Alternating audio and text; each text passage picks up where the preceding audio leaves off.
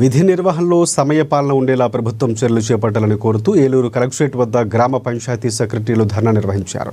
విధుల్లో తగిన సమయం లేకపోవడం వల్ల 24 గంటలు ప్రజల్లో ఉండటం అవుతుందని తెలిపారు. ఇక దీనివల్ల తమ కుటుంబంతో గడపడానికి తగిన సమయం ఉండటం లేదని వాపోయారు. ముఖ్యమంత్రి చంద్రబాబు నాయుడు, డిప్యూటీ సీఎం పవన్ కళ్యాణ్ పంచాయతీరాజ్ వ్యవస్థలో సెక్రటరీలకు సమయపాలన కేటాయించాలని విజ్ఞప్తి చేశారు. దీనిపై జిల్లా కలెక్టర్కు వినతిపత్రం సమర్పిస్తున్నామని తెలిపారు.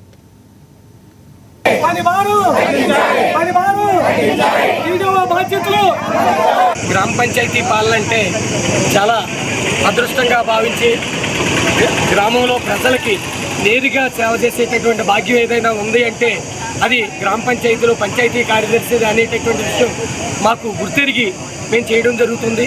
మరి గతంలో అంటే సుమారు నేను 33 సంవత్సరాల నుంచి ఉద్యోగంలో చేస్తున్నాను. మరి గతంలో గ్రామ పంచాయతీ పరిపాలనలో పంచాయతీ ఎగ్జిక్యూటివ్ ఆఫీసర్ అంటే పొద్దున్నే శానిటేషన్ విధులకు హాజరవడం, మరి మిగతా టైంలో పంచాయతీ యొక్క అభివృద్ధిని కోరుకునే విధంగా వెళ్ళడం జరిగేది. ఎప్పుడైతే 1/1/2002 నుంచి ఎప్పుడైతే మండల పరిషత్కి గ్రామ పంచాయతీ కార్యదర్శికి DDO బాధ్యతలు అప్పగిస్తూ మరి మాకు పంచాయతీ కార్యదర్శిగా బాధ్యతలు అప్పచెప్పారో నాటి నుండి కూడా పంచాయతీ కార్యదర్శులు అనే వాళ్ళు ఎవరూ కూడా ఒక మరయంత్రంగా పనిచేసి చేయడమే తప్ప మాకు సరైనటువంటి